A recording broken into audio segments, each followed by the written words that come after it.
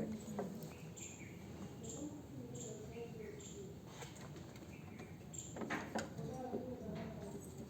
ఈ పీస్ అనేది మనకి ఎక్కువ వచ్చేలా చూసుకోవాలి. ఈ పీస్ అనేది ఎక్కువ వచ్చేది, దీన్ని లాగద్దు, కొంచెం దీన్ని కరెక్ట్గా స్ట్రైట్గా పట్టుకోవాలి.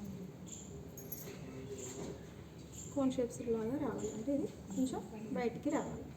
మళ్ళీ ఈక్వల్గా ఉండాలి. మనం బ్లౌజు నెక్ పీస్లు ఎట్లా వేసుకున్నాం మనం జాయింట్స్ ఆ టైప్గా రావాలి. ఇక్కడ ఈ కోను మళ్ళీ ఉండాలి. ఇట్లా కోన్గా రావాలి. మళ్ళీ రెండు ఒకే ప్లేస్లో ఉండాలి. అక్కడ నుండి స్టార్ట్ చేసుకోవాలి. ఇది సెంటర్ అంటే పైది కిందిది ఈక్వల్గా ఉంది ఇక్కడ. ఓకేనా, ఇక్కడ క్రాస్ వచ్చేసినాయి. ఆ ప్లేస్ నుండి ఇట్లా స్టార్ట్ చేసుకోండి. చిన్న కుట్టు పెట్టండి.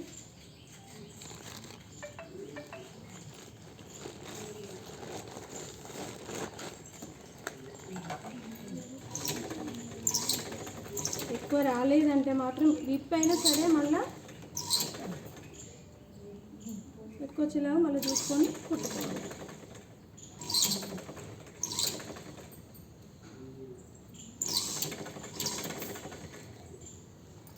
కొంచెం దీన్ని లాగి పడుతున్నా, నేను దీన్ని ఫ్రీగా వదిలేస్తున్నా. ఓకేనా, ఈ ఎండు పెట్టద్దు, ఖర్చా దీనిపైనే పెట్టాలి.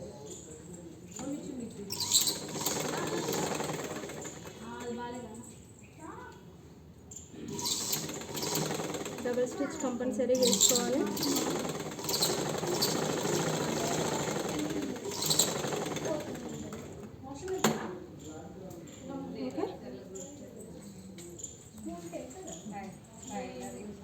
మేడం చంక దగ్గర నుంచి కుడితే తేడా వస్తుంది అంటే వస్తుందంటారా?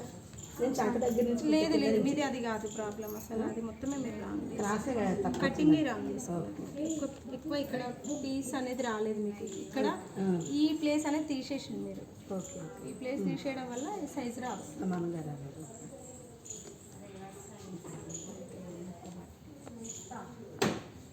అర్థమైంది కదా? ఇది ఇక్కడ నుండి మళ్ళీ స్ట్రైట్గా ఇక్కడ పాయింట్ ఉంది మనకి, మనం క్రాస్గా పెట్టుకున్నాం. సేమ్ మనము క్రాస్ పెట్టి గల్ల పట్టీలు ఎట్లా వేసుకున్నామో అట్లనే సేమ్ రెండు ఈక్వల్గా రావాలి. మళ్ళీ ఓపెన్ చేసి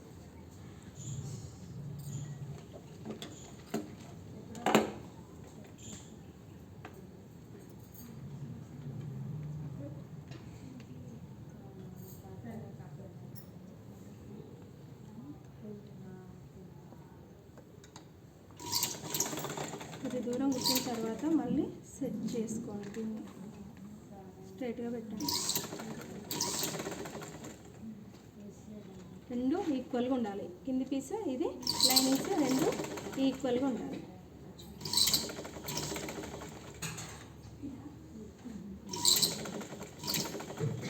కొంచెం ఇబ్బంది అవుతుంది కుట్టేటప్పుడు, చూసుకోండి.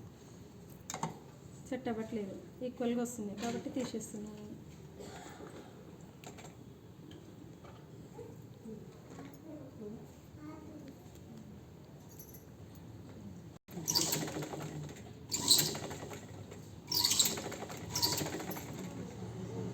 జస్ట్ ఈ పీస్ని కొంచెం కరెక్ట్గా లాగి పట్టుకుంటున్నా, దీన్ని ఫ్రీగా వదిలేస్తున్నాను.